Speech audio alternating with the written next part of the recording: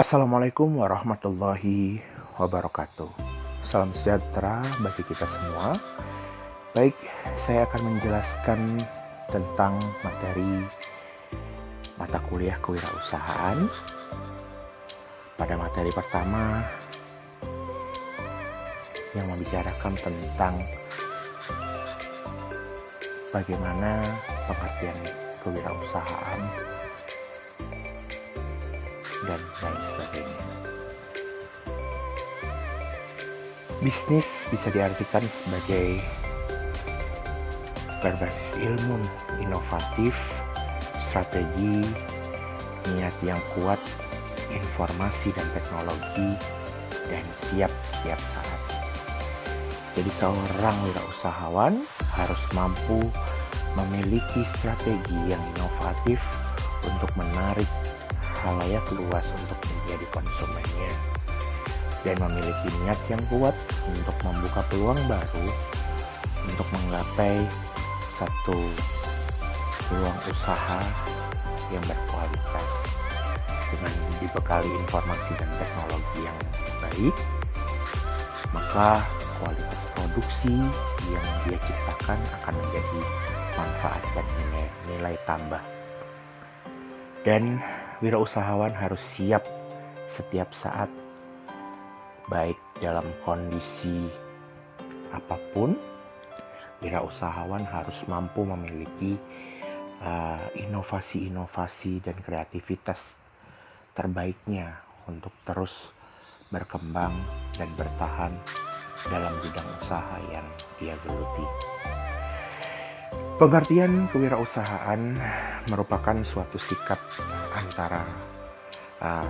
kewirausahaan merupakan suatu sikap atau kemampuan untuk membuat atau menciptakan sesuatu yang baru, sesuatu yang bernilai dan bermanfaat bagi dirinya serta orang lain. Adapun orang yang memiliki semangat, sikap, perilaku, dan kemampuan kewirausahaan disebut dengan wirausaha. Kewirausahaan adalah implementasi dari keterampilan untuk menciptakan sesuatu yang baru secara kreatif, inovatif untuk mewujudkan nilai tambah. Kreatif berarti menghasilkan sesuatu yang belum pernah ada sebelumnya. Inovatif berarti memodifikasi atau memperbaiki atau mengembangkan sesuatu yang sudah ada. Nilai tambah berarti memiliki nilai lebih dari sebelumnya. Menurut Zimmerer, kewirausahaan sebagai suatu proses penerapan kreativitas dan inovasi dalam merencanakan persoalan dan menemukan peluang untuk memperbaiki kehidupan atau usaha. Untuk menciptakan sesuatu diperlukan suatu kreativitas dan jiwa inovator yang tinggi. Seseorang yang memiliki kreativitas dan jiwa inovator tentu berpikir untuk mencari dan menciptakan peluang yang baru agar lebih baik dari sebelumnya.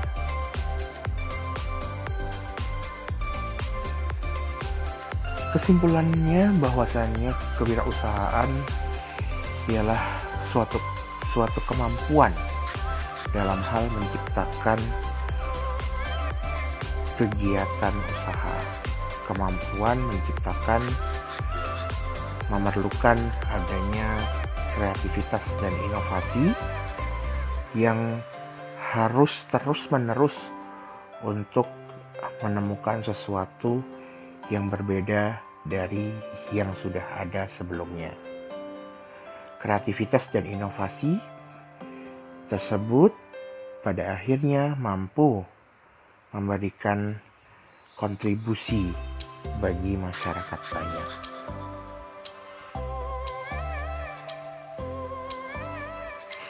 Dan seorang wirausahawan harus memiliki kemampuan yang kreatif dan inovatif dalam menemukan dan menciptakan berbagai ide.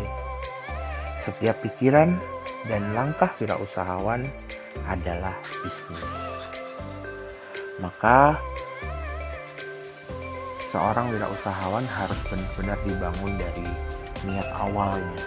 Seorang wirausahawan ingin membuat sebuah usaha itu dengan tujuan seperti apa. Kemudian dia harus bisa menyadari apakah dia memang benar-benar memiliki tekad yang kuat, kemudian memiliki kemampuan untuk memimpin apa tidak, kemudian dia bisa berpikir maju dan berkembang atau tidak. Itu salah satu kunci awal sebuah inovasi, sebuah sikap atau perilaku inovasi dan kreatif. Kemudian lanjut pada perbedaan antara pengusaha dan wirausahawan. Di dalam kehidupan ini secara awam banyak yang mengatakan bahwa wirausahawan itu ya pengusaha itu ya wirausahawan. Tetapi berbeda halnya dalam kewirausahaan. Wirausahawan adalah orang yang meningkatkan manfaat dan menciptakan nilai tambah produk tersebut atau jasa. Kemudian pengusaha adalah orang yang tidak, ya sebaliknya. Pengusaha adalah orang yang tidak menambah manfaat dan tidak menciptakan nilai tambah. Artinya wirausahawan berpikirnya jauh lebih berkembang daripada pengusaha. Karena pada prinsipnya wirausahawan ini adalah seseorang yang memiliki kreativitas dan inovasi untuk bagaimana caranya sebuah produk tertentu atau jasa tertentu yang mungkin bagi dia tidak memiliki nilai lebih, akhirnya dijadikan sebagai satu produk atau jasa yang bisa memiliki manfaat lebih banyak lagi. Tetapi kalau pengusaha hanya meneruskan nilai atau manfaat yang sudah ada, kemudian diteruskan untuk dikembangkan, dalam tanda kutip di sini bukan untuk diciptakan dengan hal yang baru dari produk tersebut, tetapi hanya diteruskan saja untuk dikembangkan.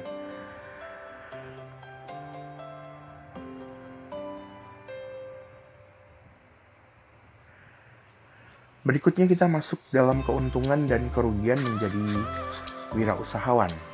Dalam kewirausahaan dijelaskan ada keuntungan dan kerugian menjadi seorang wirausahawan.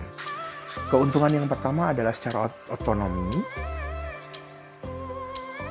yang memberi keleluasaan kepada wirausahawan, di mana wirausahawan sangat leluasa untuk memegang kendali penuh atas setiap keputusan yang dipilih secara mandiri. Kemudian keuntungan berikutnya adalah tantangan, yang mana tantangan ini dihadapi wirausahawan akan memicu peluang untuk selalu berinovasi dan mengembangkan konsep usaha demi meningkatkan potensi diri secara penuh. Kemudian yang ketiga adalah keuntungannya membuka lapangan kerja. Secara tidak langsung bagi orang lain yang dapat memberi keuntungan bagi diri sendiri juga, sebagai karyawan ataupun masyarakat luas yang bisa diperbantukan untuk menjadi karyawannya, sehingga bisa turut menjadi bagian dalam pengentasan pengangguran yang produktif secara nyata, baik dengan menjadi karyawan ataupun dengan pengembangan franchise atau pengembangan usahanya.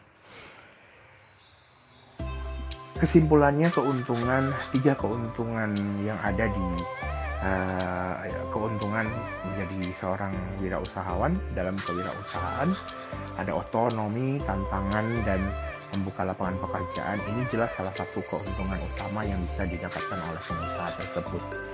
Karena pada dasarnya ketika seorang pengusaha sudah memutuskan untuk menjadi seorang wirausahawan, dia ingin mengembangkan sesuatu yang awalnya hanya punya nilai 1. Bagaimana caranya dia bisa mengembangkan produk yang bernilai 1 itu bisa menjadi nilai 1 yang berkualitas. Secara otonomi, jelas keuntungannya semua pola pikir yang ada dalam produksi tersebut akan diarahkan langsung dari pengusaha tersebut. Jadi secara mandiri dia akan mengelola semuanya dengan baik, disusun dengan terstruktur, kemudian diarahkan sesuai konsep yang dia buat. Kemudian secara tantangan dalam garis besarnya bahwasanya dia akan mengelola semua peluang yang ada dari awal hingga nanti akan bertahan, berkembang, dan seterusnya. Kemudian jelas keuntungan berikutnya adalah dijadikan sebagai salah satu, bisa dikatakan sebagai pelopor untuk mengentaskan pengangguran di negaranya, untuk membuka lapangan pekerjaan baru, baik masuk dalam bidang karyawannya secara produktif, dia sebagai mengangkat derajat seseorang untuk bisa bekerja di lapangan pekerjaan yang dia miliki. Kalau sudah ada 3 keuntungan, maka kita akan membahas kerugiannya. Ada 3 juga kerugiannya. Yang pertama adalah kerugiannya adalah pengorbanan secara personal. Secara tidak langsung, selama pengembangan awal wirausaha atau selanjutnya, proses pengembangan ini untuk sangat menguras banyak waktu, pikiran, sedikit sekali waktu untuk bisa berkumpul dengan keluarga, memiliki waktu sendiri, dan untuk sekedar refreshing atau rekreasi. Artinya secara personal, pengorbanan personal ini salah satu acuan utama sebuah usaha itu sukses. Jadi secara personal juga seorang wirausahawan harus mampu mengorbankan waktunya untuk berpikir ekstra tentang inovasi, kreativitas, manajerial, strategi, kemudian melihat peluang-peluang baru yang membutuhkan waktu, tenaga, dan pikiran untuk bisa mewujudkan semua itu. Kemudian yang kedua adalah beban tanggung jawab, di mana wirausahawan mencakup keseluruhan fungsi bisnis. Yang tadi sudah saya singgung di awal, bahwasanya seorang wirausahawan juga harus bisa turun tangan secara mandiri, namun lebih kepada hal-hal kecil. Jadi semua hal-hal kecil pun harus dia pikirkan, tanggung jawabnya harus lebih ekstra. Mulai dari pemasaran, kemudian bagaimana pola keuangan yang ada di perusahaannya, kemudian personel yang harus dia pimpin, yang harus dia atur dari dalam satu manajemennya. Kemudian pelatihan-pelatihan yang harus dikembangkan oleh karyawannya agar bisa lebih terarah gitu.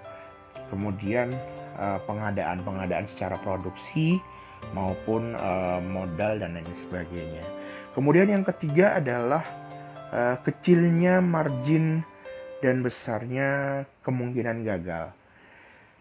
Kerugian yang ketiga ini sangat krusial sekali untuk dialami seorang wirausahawan gitu ya. Karena wirausaha itu menggunakan modal sepenuhnya yang biasanya ditanggung sendiri. Sekalipun pinjaman bank dari pinjaman lain, tapi dikelolanya dengan tanggung jawab sendiri. Mereka kemungkinan mendapat profit yang kecil atau sedikit itu pasti lumrah. Jadi itu terjadi dari margin atau kemungkinan gagal akan sepenuhnya berpengaruh pada finansial pribadi. Jadi kerugian menjadi seorang wirausahawan dalam kewirausahaan ini lebih cenderung pada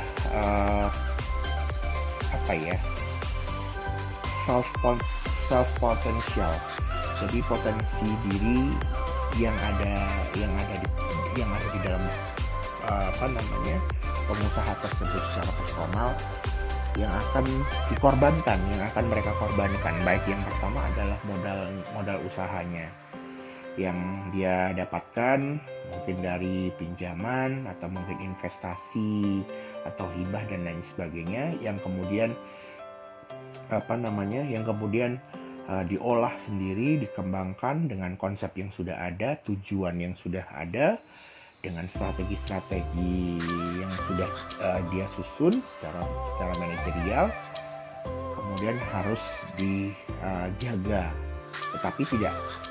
Tetapi tidak banyak yang mendapatkan profit yang banyak, profit yang melimpah.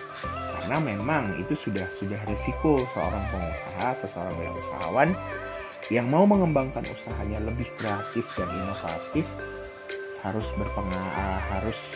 memiliki resiko besar untuk berkembang dan bertahan lebih lama seperti itu. Kemudian ada pola dasar kewirausahaan. Pola dasar kewirausahaan di mana yang pertama adalah sikap mental yang selalu berusaha berkembang. Karena dengan mental ini niat saja tidak cukup kalau tidak punya keteguhan diri yang kuat untuk menjalankan sebuah usaha yang dia pilih. Kemudian jiwa kepemimpinan dalam menjalankan usaha, tadi yang sudah saya bilang di awal, inovasi dan kreatif itu juga membutuhkan satu kualitas diri untuk memimpin. Biasanya orang yang punya kreativitas dan inovasi yang tinggi secara psikologis dia mampu memimpin, mampu memberikan pengaruh kepada orang lain untuk bagaimana caranya dia bisa mengelola dengan baik sesuatu, kemudian dipimpin dan diarahkan. Kemudian yang ketiga adalah manajemen yang baik, jelas manajemen yang terstruktur dengan baik dari konsep dan ide pokok dari usaha tersebut akan berpengaruh pada manajemen. Jadi kualitas manajemen yang baik itu pasti akan terlihat ketika seorang wirausahawan itu sudah mampu memimpin, mengatur pola pikir dan pola tujuan dan strategi usahanya dengan baik yang sudah diatur dalam satu manajemen. Kemudian keterampilan dalam berwirausaha. Keterampilan dalam berwirausaha ini bisa didapatkan dari banyak hal. yang paling utama, prosentase yang paling besar tentu perbandingannya adalah dari jam terbang dari latar belakang dari latar belakang pendidikan atau pengalaman. Bisa saja seorang wirausahawan ini membuat bisnis itu karena memang dia punya pengalaman di tempat kerja sebelumnya. Terus kemudian pengalaman-pengalaman yang lain, mungkin ketemu dengan orang-orang yang memang ada di bidang usaha, berkembang di bisnis tertentu seperti itu. Kemudian karena memang hobi, tapi ini prosentasenya sangat kecil. Karena memang hobi, kemudian memang benar-benar ingin keingintahuannya karena melihat prospek yang bagus, dia memilih itu. Jadi memang harus ada keterampilan dalam berwirausaha. Kemudian 3 variabel penting dalam kewirausahaan. Yang pertama adalah proaktif. Dia harus benar-benar mampu membuka pikirannya dan membuka diri untuk saran, kritik, makian, komentar buruk dan lain sebagainya. Dan dia juga harus proaktif. Maksudnya di sini adalah dia mampu mengkritisi sesuatu, melihat peluang, membaca informasi pasar, kemudian melihat strategi pasar yang matang untuk jangka panjang, kemudian yang baik dikembangkan untuk bisnisnya seperti apa. Terus kemudian yang kedua harus komitmen ini yang sangat perlu. Selain tadi niat yang benar-benar kukuh, komitmen untuk benar-benar berada di posisi yang sama dengan berkembang dalam inovasi dan kreativitas yang lebih baik lagi, ini harus tetap dijaga. Karena sebuah usaha itu memang membutuhkan sekali yang namanya komitmen yang kuat. Jadi fokus pada satu titik, tapi pengembangannya bisa bermacam-macam dengan inovasi dan kreativitas yang lain. Kemudian secara orientasi dia harus bisa membangun pola pikir yang baik, yang positif, yang bisa mengembangkan usahanya agar bisa bertahan dan bisa menjadi manfaat untuk banyak orang. Kemudian jenis-jenis wirausahawan. Jenis-jenis wirausahawan yang pertama adalah wirausahawan spekulan, di mana wirausahawan jenis ini berspekulasi mengenai kebutuhan pasar yang nantinya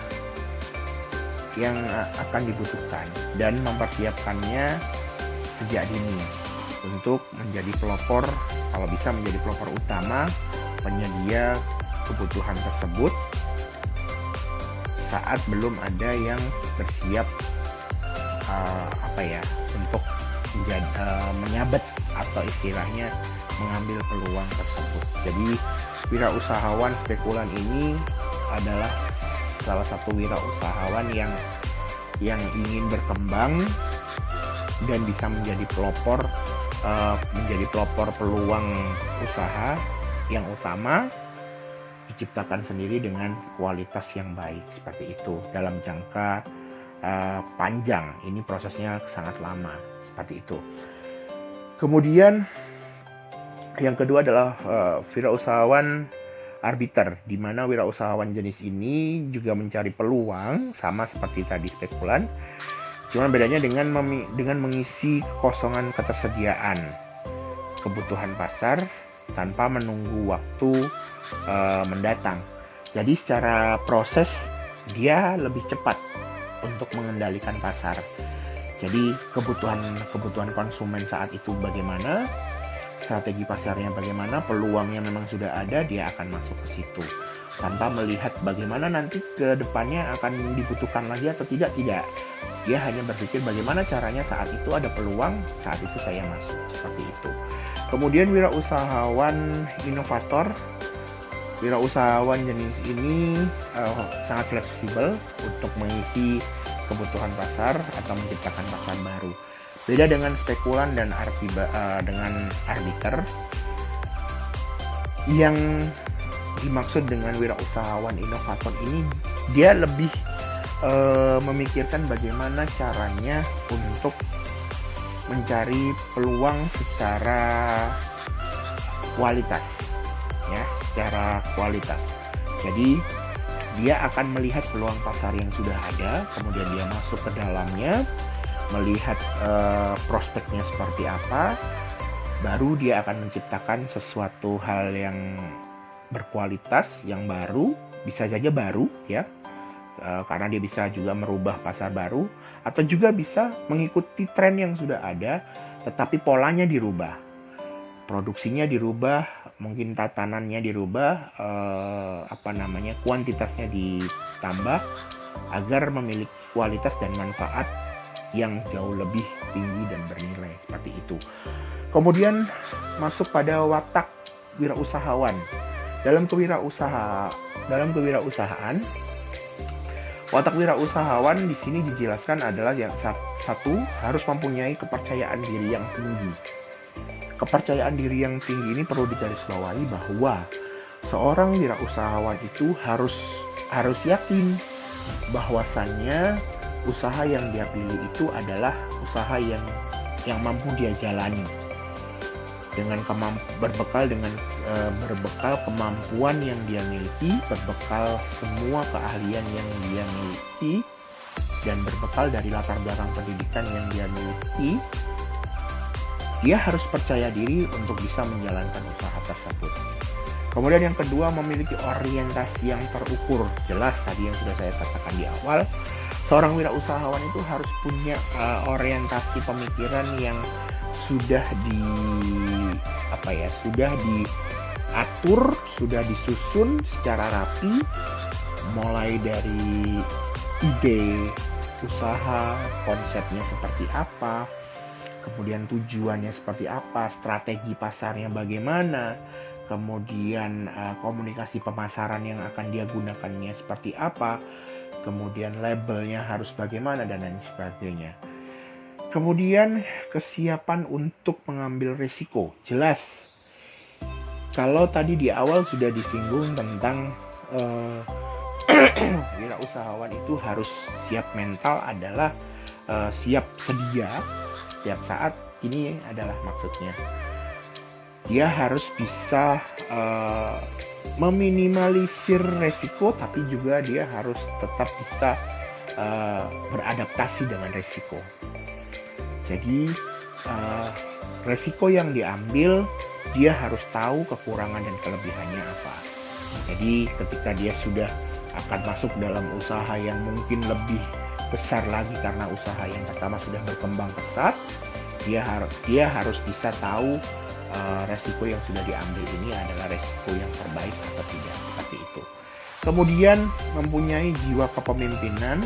Tadi sudah dibahas bahwasanya dia memang harus bisa mengolah jiwanya untuk mengatur jiwanya untuk bisa menjadi pemimpin. Karena seorang wirausahawan, dia harus bisa menjadi leader untuk timnya, untuk perusahaannya, bukan menjadi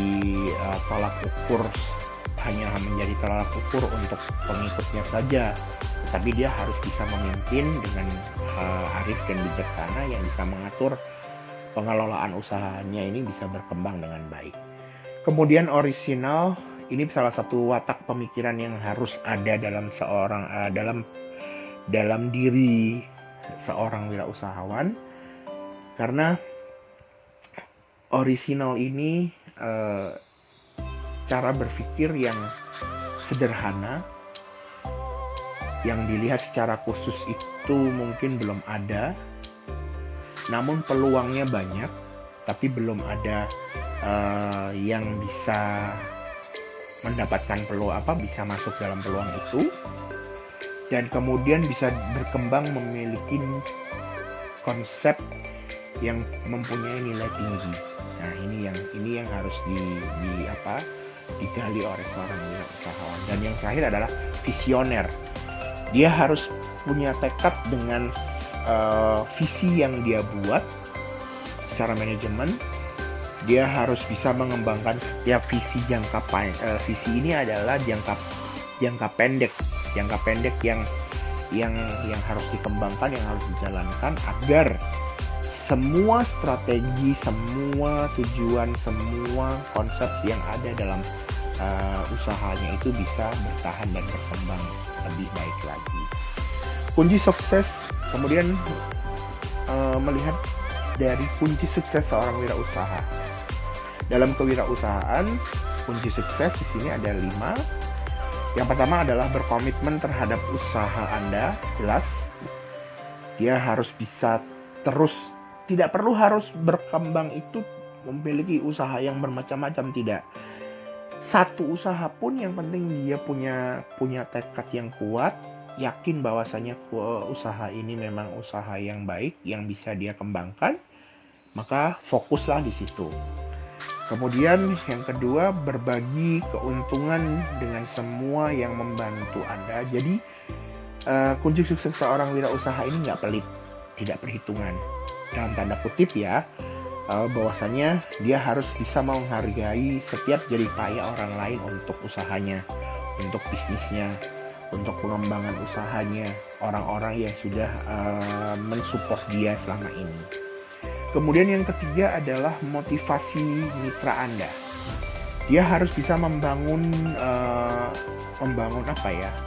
kepercayaan diri, kemudian bisa membangun satu self-influence yang baik untuk orang lain, sehingga orang lain juga bisa berkomitmen dengan dia, bisa menjalankan konsekuensinya dengan baik tanpa ada gesekan. Biasanya meminimalisir gesekan.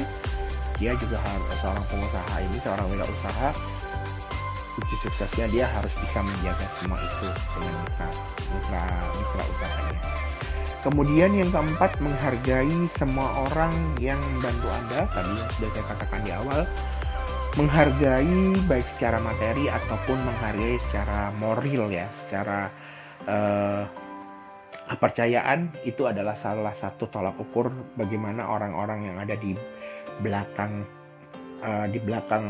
pengusaha tersebut, di belakang wirausahawan tersebut bisa terus mensupport, bisa terus mendukung, dan bisa terus ada untuk pengembangan usahanya. Jadi harus bisa mempunyai rasa kemanusiaan yang tinggi. Kemudian yang terakhir,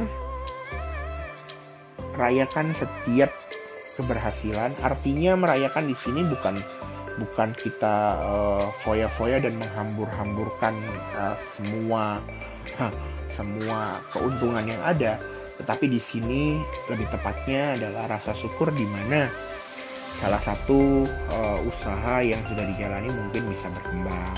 Kemudian rasa syukur untuk ternyata masih banyak orang-orang yang ada di manajemennya yang masih bisa mendukung usaha itu untuk berkembang dan bertahan. Kemudian yang keenam, dengarkan setiap orang dalam tim Anda. Menjadi pendengar yang aktif, pendengar yang baik itu memang susah. Tetapi seorang wirausahawan harus mampu menyikapi semua saran, kritik, komentar apapun di dalam timnya untuk dicarikan solusi. Kemudian diarahkan, dikembalikan lagi kepada visi dan misi dari perusahaan yang dia bangun. Kemudian diarahkan bagaimana untuk meminimalisir resiko terjadinya hal tersebut kembali. Seperti itu. Kemudian lampaui harapan konsumen. Dalam hal ini adalah kita harus bisa terus membaca situasi pasar, kebutuhan pasar saat ini seperti apa. Dan kemudian kalau kita sudah memang benar-benar memiliki konsumen tetap, kita juga harus bisa menjaga kualitas itu. Jangan sampai berubah.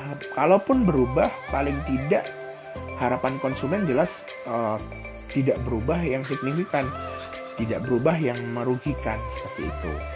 Kemudian kontrol pengeluaran perusahaan agar lebih efisien dari pesaing. Artinya di sini kita juga harus bisa melihat bagaimana pemasukan, pengeluaran perusahaan baik secara operasional, produksi, dan manajerial itu harus searah, harus berkembang dengan baik dan benar-benar sesuai dengan aturan perusahaan yang dikembangkan dan sesuai dengan hasil riset-riset yang mungkin dijadikan acuan usaha tersebut. Kemudian berbeda dari yang lain, ini yang dimaksud inovatif. Seorang pengusaha memang harus terus berkembang dengan karya-karyanya yang lebih baik. Mungkin dengan produk yang sama, mungkin ada kualitas-kualitas yang bisa ditambahkan.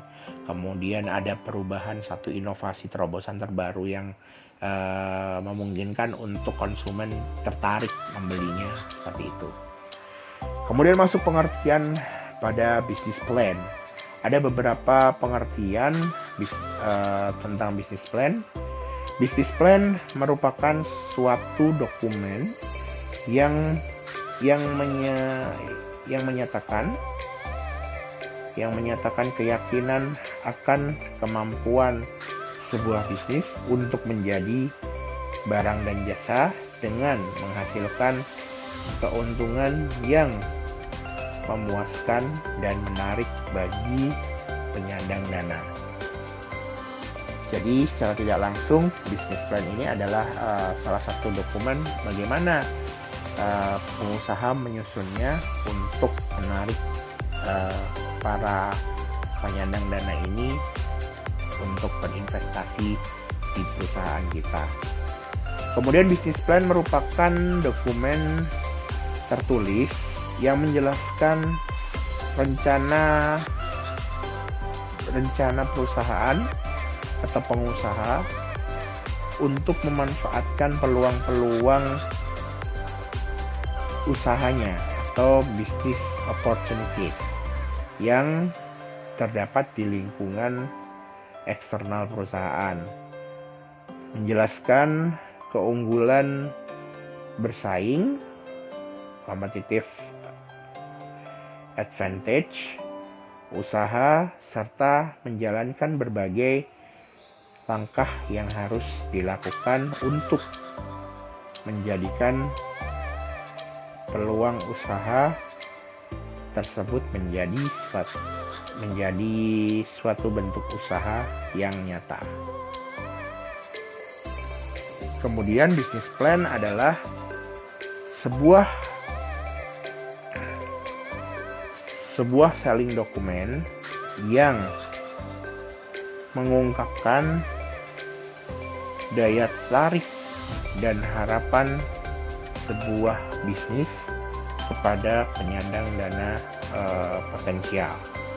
Jadi business plan adalah dokumen tertulis yang disiapkan oleh wirausahawan yang menggambarkan sesuatu unsur yang relevan baik internal maupun eksternal mengenai perusahaan untuk memulai pada waktu usaha. Adapun isinya sering merupakan perencanaan usaha terpadu yang menyangkut perusahaan, pemasaran, permodalan, operasional, dan sumber daya manusianya. Tahap-tahap dalam berwirausaha yang pertama adalah bertahan, berkembang, dan bersaing.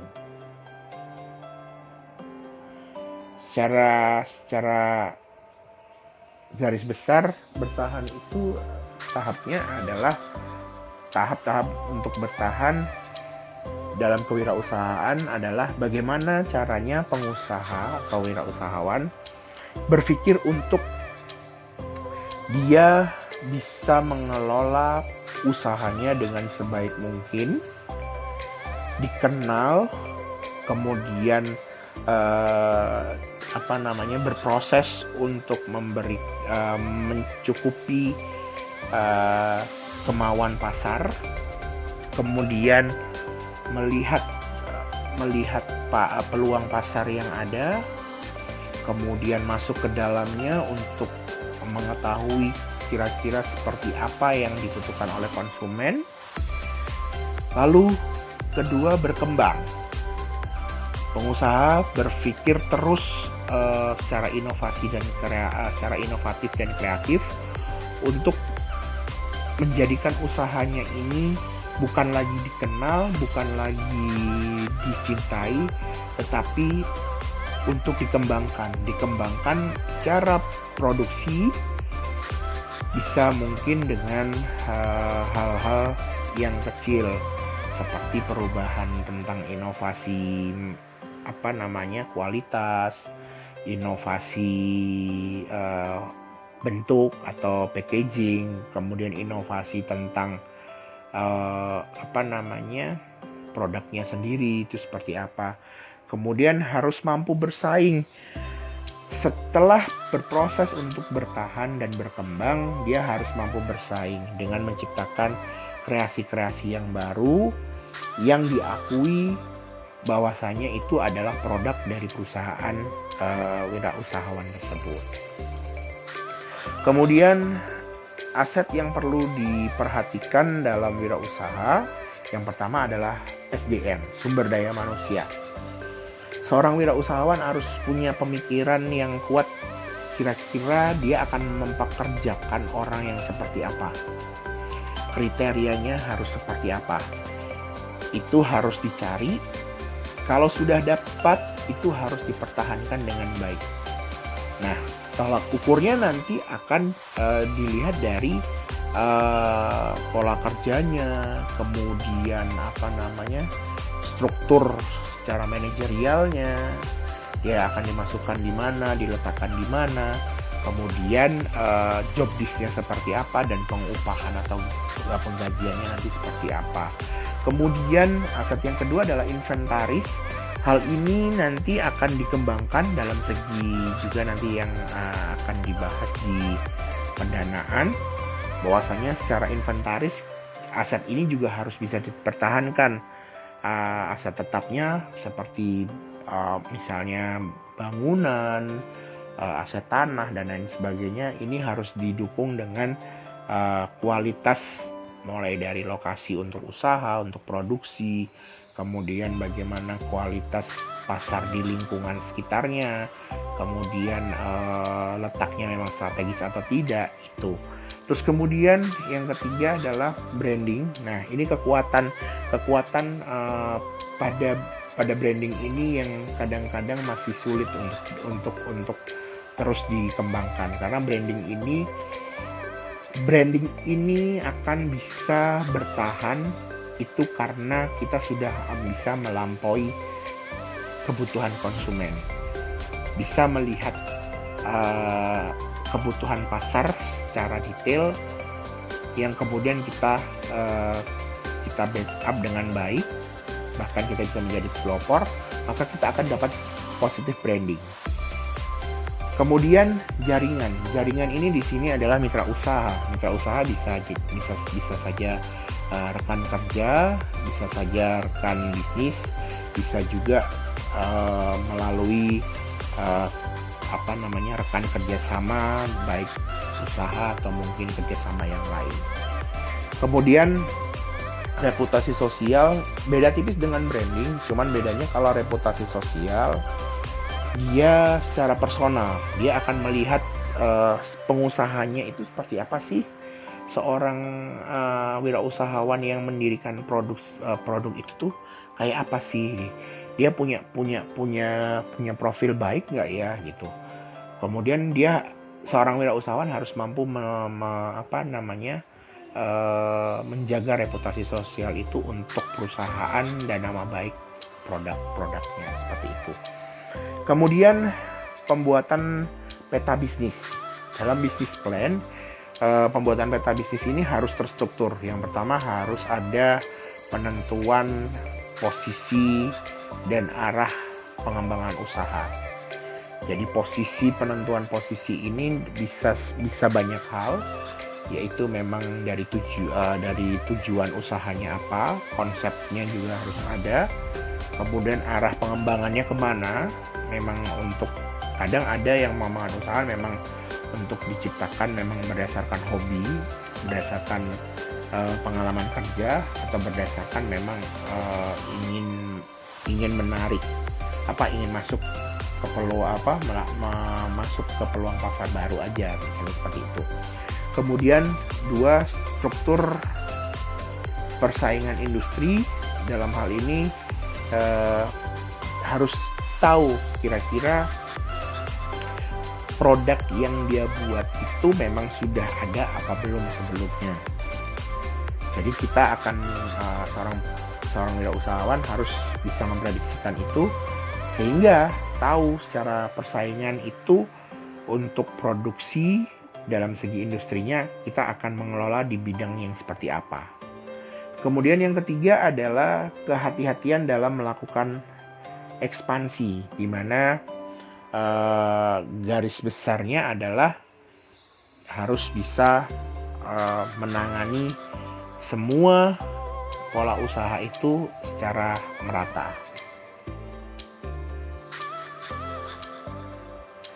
Kemudian lanjut pada bisnis plan sendiri. Ada 2 yang dibahas dari bisnis plan untuk saat ini adalah tentang berdasarkan proyeknya, BP pada umumnya.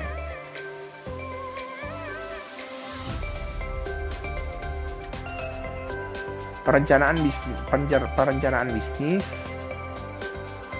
terdiri perencanaan bisnis sendiri dapat diartikan kurang lebih sebagai berikut, yaitu suatu dokumen yang menyatakan keyakinan akan kemampuan sebuah bisnis untuk menjual barang dan jasa dengan menghasilkan keuntungan yang memuaskan, menarik bagi penyandang dana. Jadi harus punya nilai jual yang tinggi.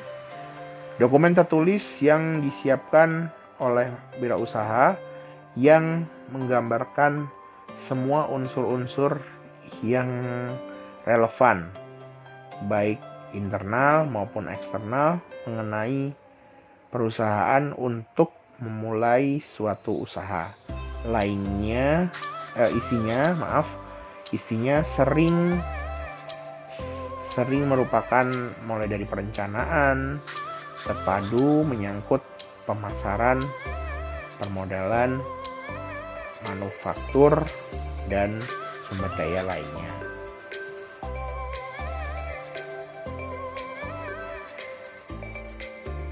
Poin-poin yang harus dilakukan dalam membuat proposal usaha. Yang pertama adalah menentukan ide usaha.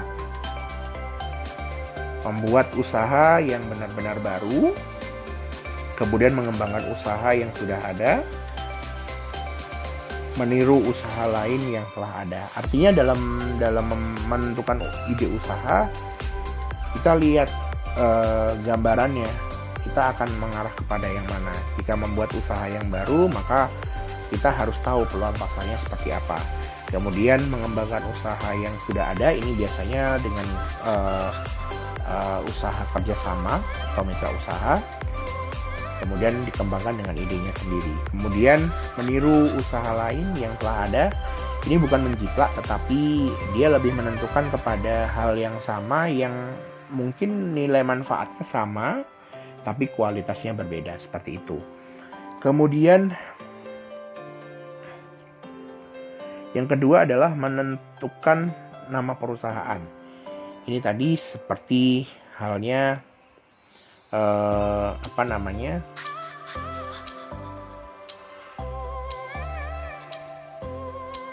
seperti hal yang tadi saya jelaskan di awal tentang branding. Jadi poin ini sederhana, namun memang sangat menentukan. Jadi nama perusahaan tidak hanya dipakai 1 atau 2 periode, namun untuk selamanya. Oleh karena itu, perlu pemikiran yang cermat dalam menentukan nama perusahaan ini, menentukan calon menurut Shannon dan Richard. Ciri-ciri nama yang baik adalah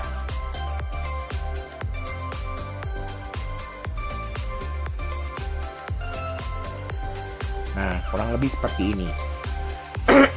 Kita harus memikirkan nama perusahaan itu yang bisa mudah didengar oleh konsumen. Kemudian punya kekuatan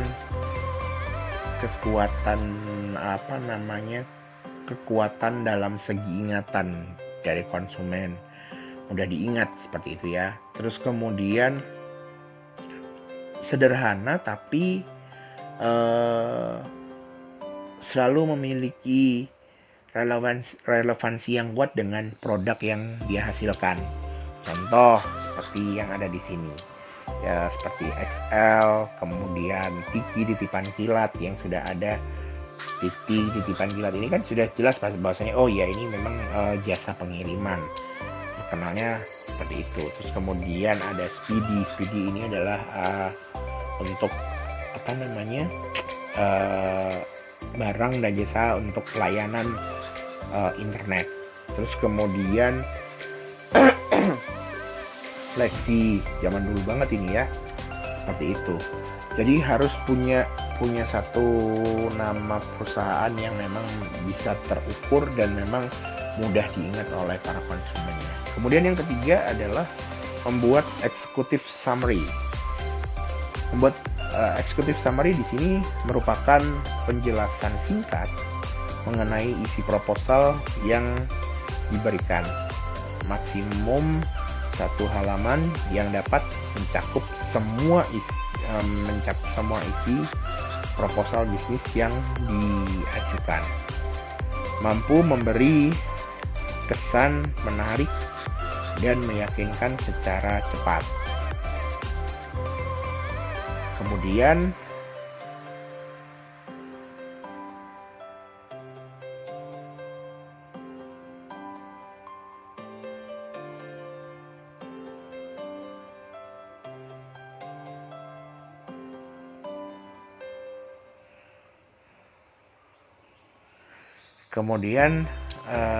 yang keempat adalah membuat pendahuluan.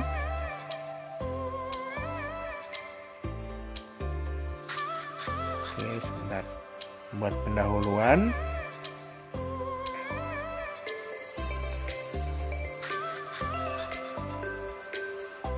Latar belakang munculnya rencana usaha yang dijelaskan dan yang umum, dari yang umum hingga yang khusus ya, ke rencana usaha yang dimaksud seperti apa.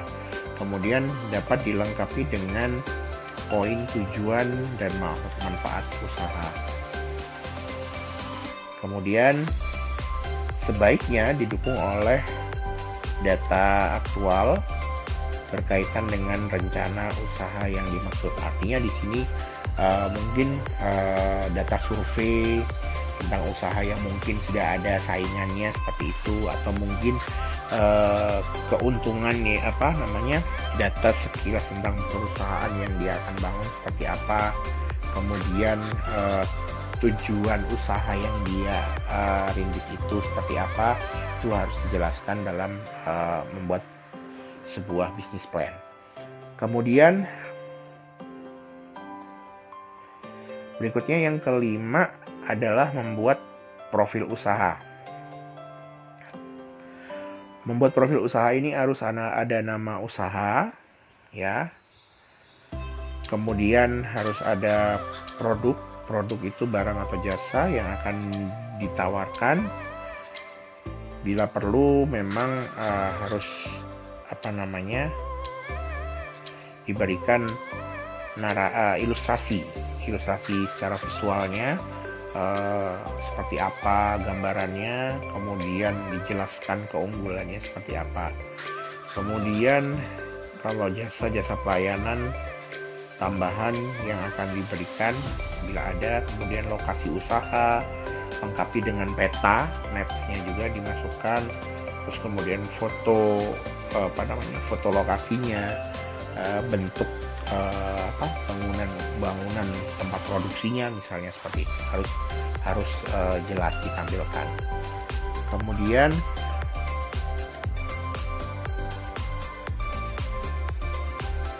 yang keenam adalah menjelaskan aspek manajemennya. Ya, ini secara internal. Jadi menjelaskan bagaimana selama ini yang akan dijalankan itu seperti apa, usaha yang akan dijalankan. Kemudian jelaskan struktur organisasinya yang menggambarkan mulai dari pembagian tugasnya dan wewenangnya, kemudian deskripsi pekerjaannya apa, struktur organisasinya seperti apa, ada tidaknya keterlibatan pihak luar, beserta aturan mainnya seperti apa. Kemudian, seperti ini contohnya kurang lebih. Jadi kepala perusahaannya, kemudian dari pimpinannya, divisi-divisi dan anggota-anggotanya, seperti itu. Kemudian yang ketujuh adalah menjelaskan aspek pasarnya. Jadi pasar yang akan dituju dan potensinya seperti apa, dan prospeknya ke depan itu seperti apa. Jadi harus jelas segmentasi pasarnya. Kemudian tingkat persaingannya seperti apa, memang benar-benar ada produk yang sama nggak di luaran sana, yang mungkin sudah jauh lebih terkenal terlebih dahulu mungkin sebelumnya. Nah, itu coba dijelaskan. Kemudian upaya pemasaran yang akan dilakukan untuk penerapan harga hingga purna jual. Jadi biasanya dalam bisnis plan itu kita juga pengusaha atau wirausahawan harus tahu bagaimana kira-kira nanti produk ini punya nilai secara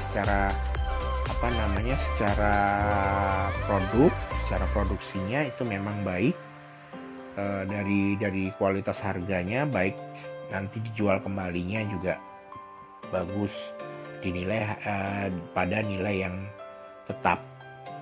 Harapannya sih seperti itu. Biasanya para penyandang dana akan melihat dari situ. Kemudian strategi pemasaran yang akan digunakan itu apa, bagaimana, terus kemudian lengkapi dengan perkiraan hasil penjualan. Jadi kalau sudah ada ada strategi, ada tujuan, maka harus ada strategi. Kemudian yang kedelapan adalah menjelaskan aspek produksi. Di sini mulai dari bahan baku, ya, ini juga harus dilihatkan bagaimana ketersediaan dan keberlanjutan. Kemudian proses produksinya seperti apa, dari layout, proses produksi dan lain sebagainya, lengkapi dengan gambar, layout. Terus kemudian kapasitas produksinya seperti apa, berapa banyak yang harus diproduksi satu kali produksi. Kemudian perkiraan jumlah atau target produksi dalam kurun waktu, misalnya setiap bulannya berapa atau per tahunnya berapa, nanti akan ditemukan juga hasil produksinya, keuntungan yang didapat seperti apa gitu. Terus kemudian buat gambar flow proses produksinya, ya, kalau memang perlu. Jadi nanti penyandang dana juga paham bahwasanya alurnya dari produksi pertama, mulai dari bahan baku sampai menjadi sebuah produk dijual, kemudian dengan label yang sudah dibuat, dipasarkan dengan kualifikasi harga-harga yang sudah ada yang ditentukan itu berapa, itu dijelaskan. Kemudian yang 9 adalah menjelaskan aspek keuangan, di mana terkait pendanaan yang harus dilihat dari besar investasi yang dibutuhkan, sumber dana atau cara memperoleh dana. Kemudian alokasi investasi juga harus jelas, alokasinya akan dibuat seperti apa. Terus kemudian harus ada anggaran dananya, dana dari anggaran dari investasi itu nanti akan digunakan untuk apa saja. Kemudian studi kelayakan yang meliputi aspek ekonomi, teknis, hukum, sosial, pasar. Jadi harus harus jelas semuanya secara terstruktur. Kemudian lakukan analisis SWOT jika diperlukan, kurang lebihnya seperti ini. Jadi nanti akan diarahkan dari poin pertama sampai poin ke-9, dan ini analisanya adalah tentang bagaimana seperti ini, faktor internal, kemudian faktor eksternalnya, kemudian kemampuannya ini nanti disusun seperti ini kurang lebihnya ya.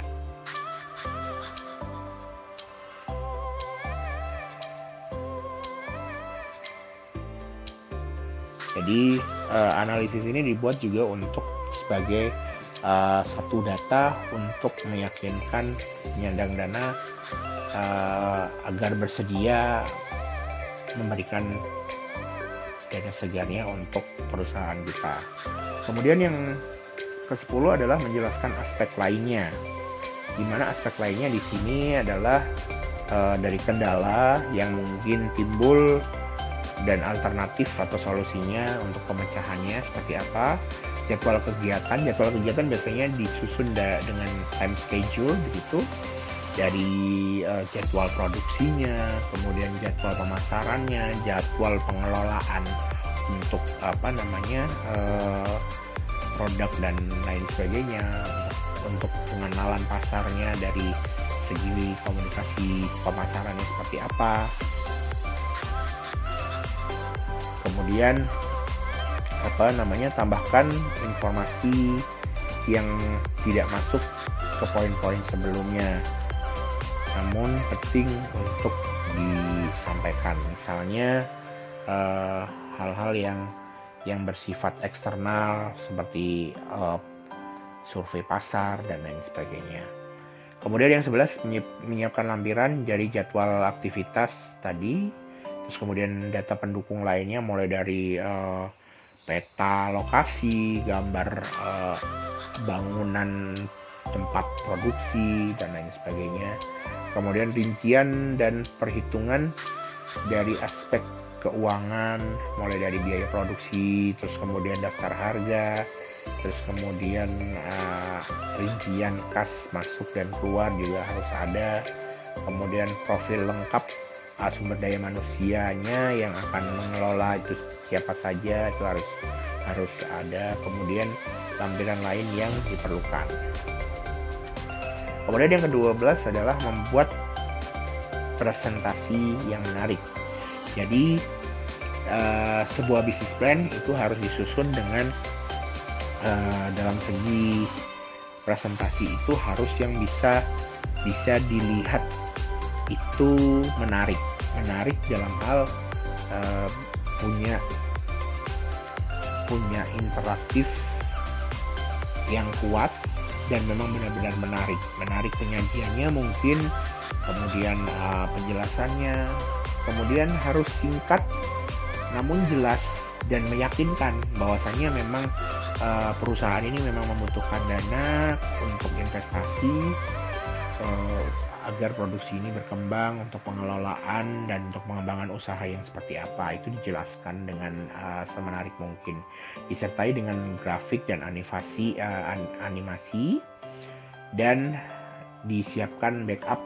Jadi perusahaan juga harus menyediakan backup untuk mungkin disertakan pada calon investor dan untuk kita sendiri. Baik, demikianlah penjelasan singkat tentang bisnis plan, pengertian pengertian tentang kewirausahaan, dan bagaimana caranya menyusun proposal untuk perencanaan usaha. Semoga bermanfaat untuk Anda semua. Mohon maaf apabila banyak kekurangan. Terima kasih banyak. Assalamualaikum warahmatullahi wabarakatuh, dan salam sejahtera bagi kita semua. Terima kasih.